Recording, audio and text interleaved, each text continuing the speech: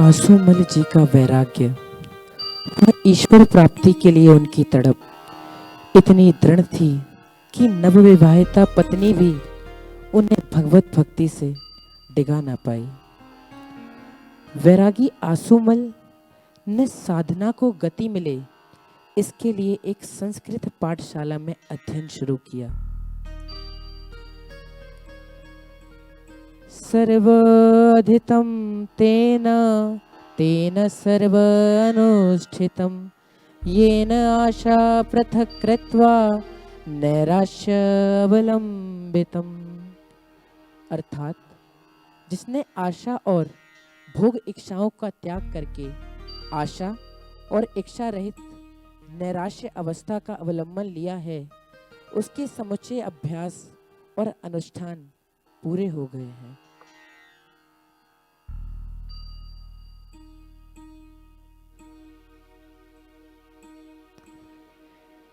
एक श्लोक हृदय में बैठा, वैराग्य सोया उठ बैठा।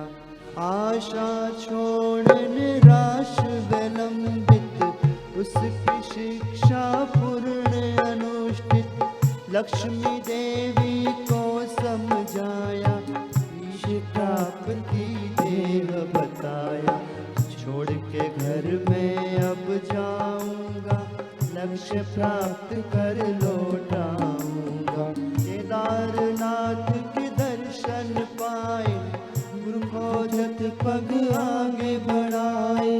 आए कृष्ण लीला स्थली में, वृंदावन की कुंज गलिन में। कृष्ण ने मन में ऐसा डाला, जा पहुँचे नैनीताला। हरि ओम हरि ओम हरि ओम हरि ओम हरि ओम हरि ओम हरि ओम हरि ओम हरि ओम हरि ओम हरि ओम हरि ओम हरि ओम हरि ओम हरि ओम हरि ओम। नैनीताल के अरण्य जंगलों के बीच स्थित यह आश्रम उन्हीं बादशाह का आश्रम है जिन्होंने ब्रह्म को पूरा पाया, पूरा जाना है। यह उन्हीं लीलाशाह बापू जी का आश्रम है जिनकी महिमा गाते गुरुदेव थकते नहीं हैं। यह उन्हीं महापुरुष का आश्रम है जिनका नाम सुनते ही गुरुदेव का हृदय प्रेम से छलक जाता है और नेत्रों में अश्रु भर आते हैं। आश्रम में आशुमल को गुरु दर्शन के लिए 40 दिन प्रतीक्षा करनी पड़ी और इस बीच उन्होंने अनेक प्रकार की तितिक्षाएं सही। आसुमल भोजन में मात्र मूंग की दाल लेते। 4.5 फीट की छोटी सी कुटिया जिसमें पैर पसार कर आसन भी करते ना बने, उस कुटिया में आश्रय लेते। आश्रम के सभी सेवा कार्य आसुमल ने अपने ऊपर ले लिए। पहाड़ी पथरीली मिट्टी से बर्तन मांजने के कारण उनके हाथ लहूलुहान हो जाते, परंतु सेवा छूट जाने के डर से वे हाथों में पट्टी बांधकर चोट छिपाकर बर्तन धोते। पहाड़ के नीचे पानी भरकर लाते और ऐसी कई कठिन सेवाएं करते रहते। इस दौरान वे एक दिन पास ही स्थित प्रसिद्ध संत के आश्रम में गए। वहां उन संत ने आशुमल के दिव्य तेज से प्रभावित हो आशुमल को अपने पास बुलाया, भोजन कराया और कुछ सुनाने को भी कहा। तो आशुमल ने गीता के 6 अध्याय का श्लोक सुनाया। उसने गुरुदेव से प्रभावित होकर पूछा, ब्रह्मचारी तुम्हारा निवास कहाँ है? जी मैं परम पूज्य लीलाशाह जी महाराज का शिष्य हूँ और उन्हीं के आश्रम में निवासित हूँ। यह सुन उस महाराज के चेहरे पर शिकन आ गई और वे अनमने ढंग से बोले, अच्छा वो पतले दुबले सिंधी महाराज, बस अपने पूज्य गुरुदेव के प्रति उस महाराज के चेहरे पर नकारात्मक भाव देख आंसूमल ने उसकी ओर से मुख मोड़ लिया और दोबारा मुड़कर भी उसका मुख नहीं देखा। साईं लीलाशाह ने अपने आंसू से कभी नहीं कहा था कि जो मेरी निंदा करे उसका कभी संग न करना, लेकिन बड़े दुर्भाग्य की बात है कि पूज्य बापूजी द्वारा सावधान किए जाने पर भी लोग साधक परिवार या अन्य कथावाचकों के चक्कर में फंस जाते हैं। गुरु निंदक के संग से होता सत्यानाश, गुरु निंदा जो करे सुने पड़े वो यम की फांस। गुरु आज्ञा पालन करे अन्य भावना त्याग, ब्रह्म ज्ञान का लक्ष्य रहे शिष्य वही बड़भान। ब्रह्म ज्ञान का लक्ष्य रहे शिष्य वही बड़भान। 40 दिन बाद जब आंसूमल को पूज्य लीलाशाह जी के दर्शन हुए तो सदगुरु ने आंसूमल के तेजस्वी मुख मुद्रा व आंतरिक दृढ़ता देखकर उनका पूर्ण जीवन जान लिया। कंचन की तरह अधिक तपाने के लिए दादा गुरुजी ने 30 दिनों तक विविध कसौटियां कर उनकी ईश्वर निष्ठा को दृढ़ किया। आंसूमल का नित्य नियम था वे शिवजी को स्नान कराकर उनकी पूजा करके ही भोजन ग्रहण किया करते थे। यह बात साईं लीलाशाह जी को एक गुरु भाई ने बता दी। सर्वत्र परमात्मा दृष्टि विकसित करने के उद्देश्य से मूर्ति पूजा छुड़वाने पूज्य लीलाशाह जी ने अन्य शिष्यों को चुपचाप आंसूमल का भगवान चोरी करने की आज्ञा दे दी। फिर क्या हुआ आगे देखते हैं। अरे आंसूमल आज इतना उदास क्यों है? साईं आंसूमल उदास इसलिए है क्योंकि बेचारे का भगवान चोरी हो गया है। क्या भगवान चोरी हो गया है? हा हा हा, इसका भगवान ऐसा भगवान है कि चोरी भी हो जाता है। हाँ साईं, इसके बेचारे भगवान चोरी भी हो जाते हैं, ऐसे भगवान हैं इसके। पर आंसूमल की श्रद्धा गुरु चरणों में अडिग थी। उन्होंने मन को समझाया कि साईं मेरे हित के लिए ही सब करते हैं और उन्हें वसुदेव सर्वमिति दृष्टि प्राप्त हुई है।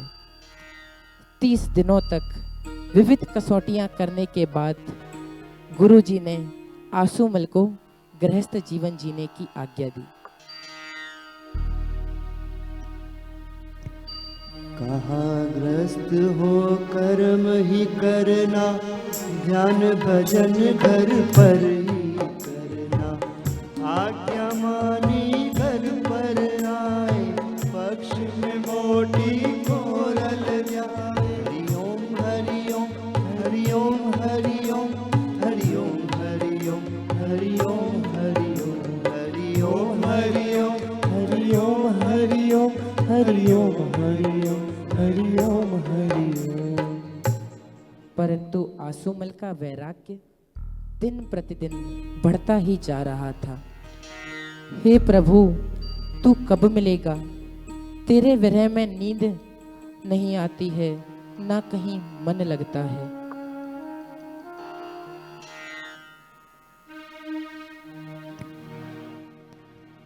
होगा आत्मज्ञान वो दिन कब आएंगे, मिटे भरम ज्ञान वो दिन कब आएंगे।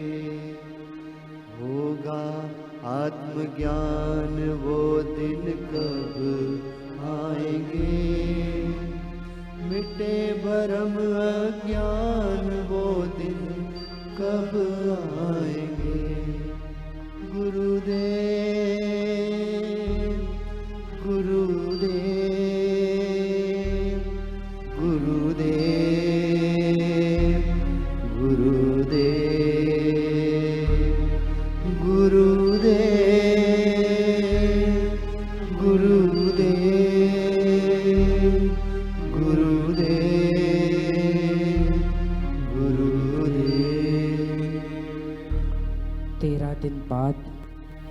आसूमल के मन में वैराग्य की बाढ़ उमड़ी और ईश्वर प्राप्ति की तड़प में मोटी कोरल के नर्मदा तट पहुंचकर अनुष्ठान शुरू कर दिया।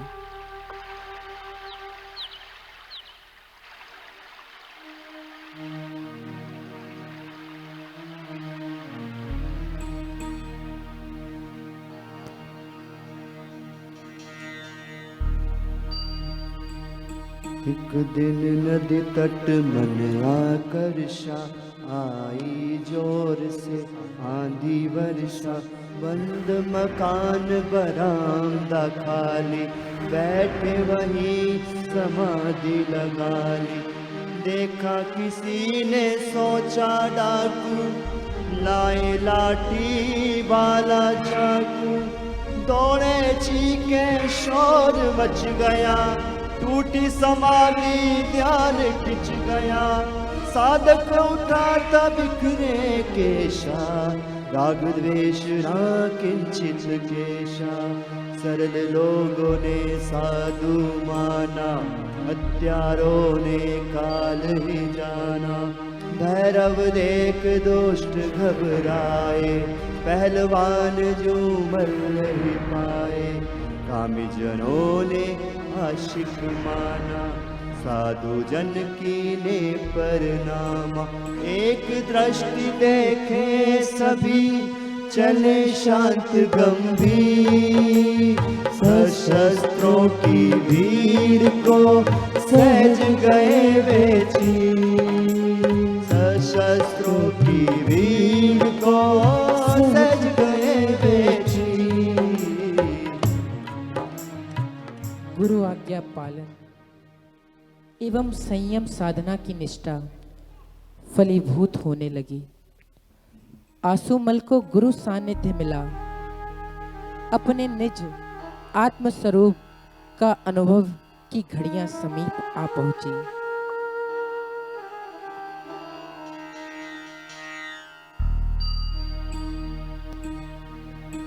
परम पिता ने पुत्र को देखा, सूर्य ने घट जल में फेंका। घटक तोड़ जल जल में मिलाया, जल प्रकाश आकाश समाया।